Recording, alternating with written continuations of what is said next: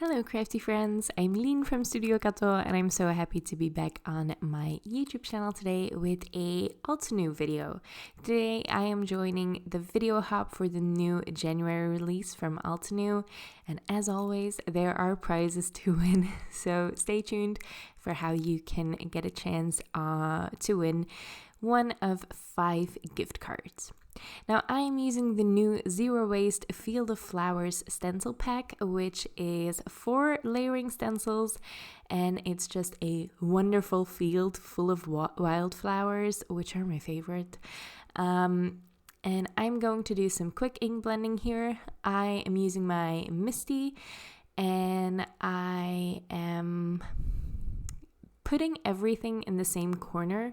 So my paper is lined up in the lower right corner of my Misty, and I also line up each stencil there, and that way they easily all line up and I don't have to line everything up myself. I just put everything in the corner.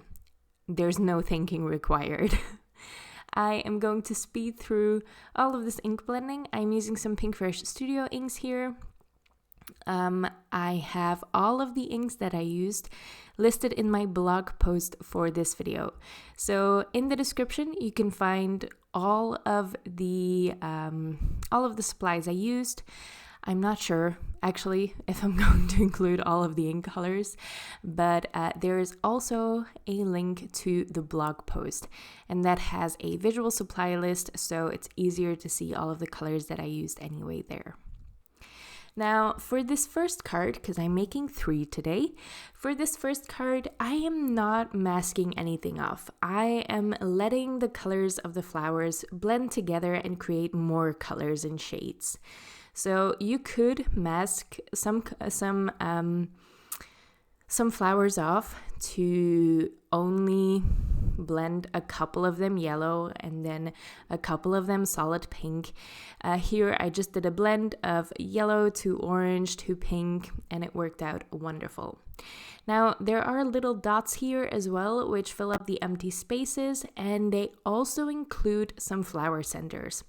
I blended those all with a really pale blue.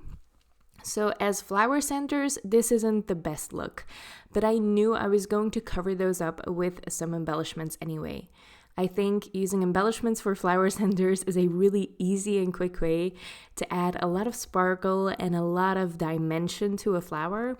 It just adds a little something beautiful in the center of each flower, so it's a really quick way to spice up your cards there. The last stencil layer is just the little vines for the leaves and the greenery, and I blended those with dark pool inks or dark teal inks, and then some dark green as well. And once all of that ink blending is done, most of the work for this card is also done. So I am going to create a matting layer now.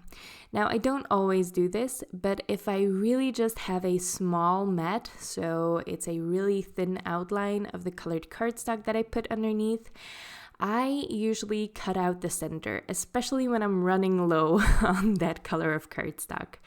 And today I'm using the Buttercup cardstock from Concord 9th. I just cut out the center. You could use a rectangle die for this. I usually don't bother. I have a craft knife right on my desk for exactly this purpose. Now, like I said, I usually only do this when I'm running low on the color. Otherwise, I usually can't be bothered, because you're going to see me do the same thing for the second card, except I don't cut out the center. I just use a full panel of that colored cardstock. Oops.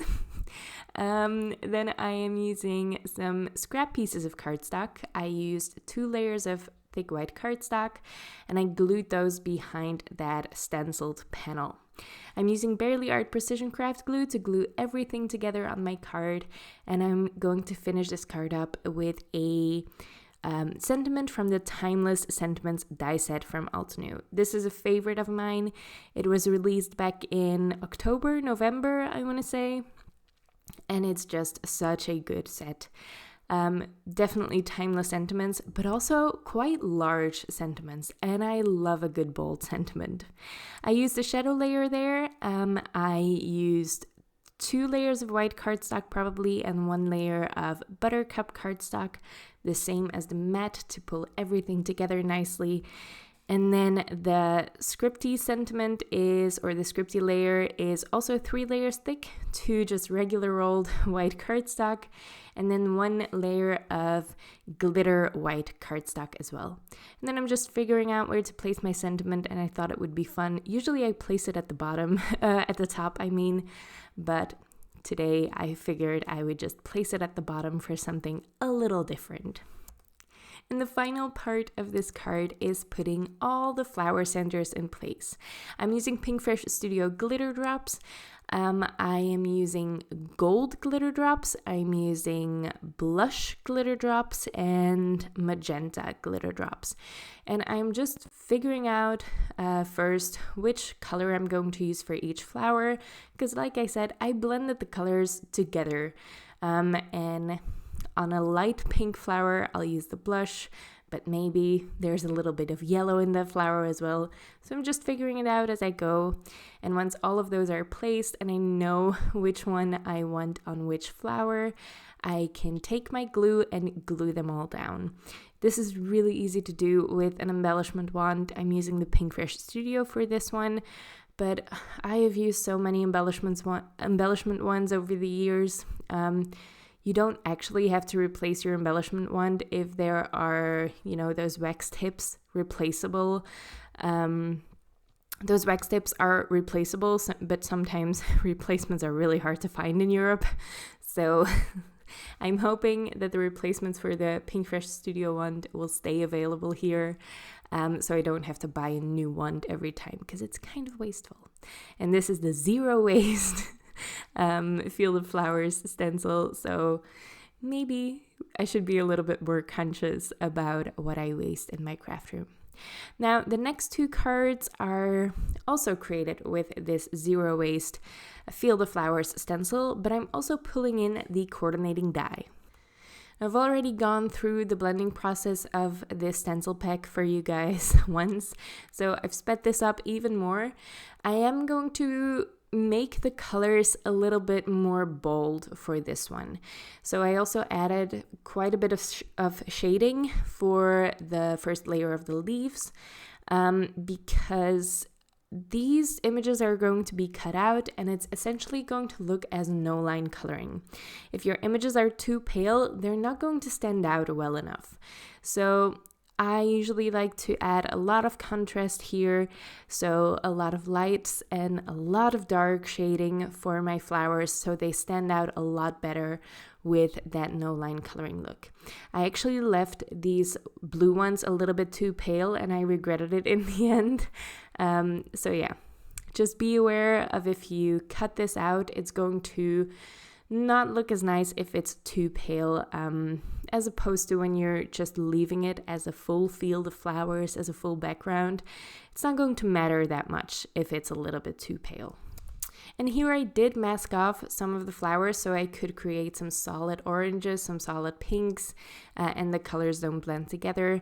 It's just a different thing to do for this stencil pack, but you could do either and create wonderful flowers here. Like I said, I am going to bring in some pretty intense shading for these cards or for these flowers before I die cut them.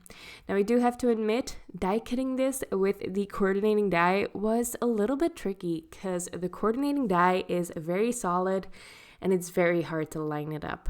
I don't really have a tip for you guys. I am dying to see others make videos about this, so I could get some tips myself. If you have a tip, let me know in the comments, because I struggled with lining this one up and I got lucky in the end.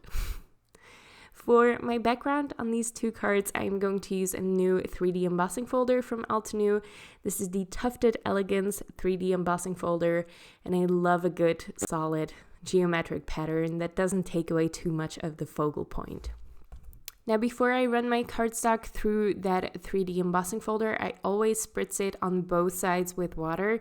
I do it on both sides. I just pressed record a little bit too late. So, and then I dab away the excess water with just a paper towel. Then that's run through my die cutting machine. And then I'm going to create some sentiments. I'm using the Flourishing Garden stamp set. I think this was one of the subscription clubs from last year, so I'm not sure if it's still available. If it is, I will leave it linked below as well, because it has some amazing sentiments. I'm going to white heat emboss these on gold cardstock. This is a matte gold cardstock, and I know that it can withstand heat embossing. With specialty cardstocks like this, especially if they are foiled, if they have like a pretty obvious what's it called? Like a plastic layer on them, like gold cardstock, like really shiny cardstock usually has some plastic on it. It might not withstand the heat of your heat tool very well, so just test it out before you bother with heat embossing it. So I have used this cardstock plenty times to heat emboss on, and it works wonders. You just test your own cardstock before you try, because it's going to save you a lot of frustration. I stamped 2 of the sentiments on that gold cardstock because I'm creating 2 cards, and I'm heat setting those, and then I can also wipe away that excess powder as well, because I used quite a bit of anti-static powder on those specialty cardstocks. I'm going to use colored cardstock again for a matting layer. This is powder cardstock from Conquer the 9th. And for the other cards, I am basically doing the same exact process, but I switched out the blue cardstock matte for a cream cardstock matte.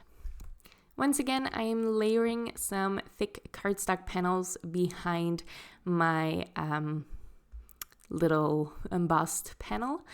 And that is going to give some extra sturdy dimension to that panel and set it apart a little bit more from that matting layer. And then I'm just going to arrange my flowers here. Now, I do fuss around with this a lot longer than I show on camera, but that would be a little bit boring to watch. So I did figure out which flowers I would need before starting to record, so I didn't magically know beforehand. So just fiddle around with them a little bit and have some fun with the arrangement before you glue everything down. Now about that giveaway. There are 4 $50 gift cards up for grabs and 1 $100 gift card. So you could get a chance to win one of those gift cards. All you have to do is leave a comment below this video and hop along to the next video. All of the videos will be linked in my description below. Actually, maybe not all of them, but the previous one and the next one definitely will, so you can just follow the order there, watch all of the videos, like them, subscribe to all of the creators, because if Altenew wants to work with them, they're usually pretty awesome creators. I'm still surprised that I get to be a part of this. So all you have to do is watch those videos, like, subscribe, and leave a comment on each stop of the hop for a chance to win one of those 5 amazing gift cards. And now I am almost done with this card. I adhered the sentiment strip down with some foam tape over the bottom of the flowers, and then I'm again using some embellishments to act as the flower centers on these flowers, because I love it. And I'm also finishing this up with some pearl embellishments as well.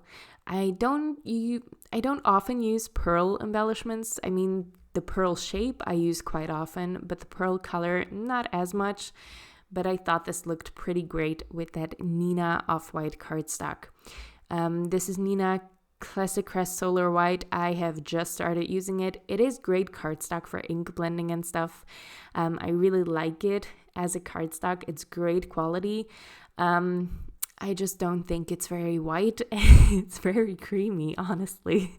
But I do like that creamy color, so I'll definitely find a use for all of that Nina Solar White cardstock that I bought.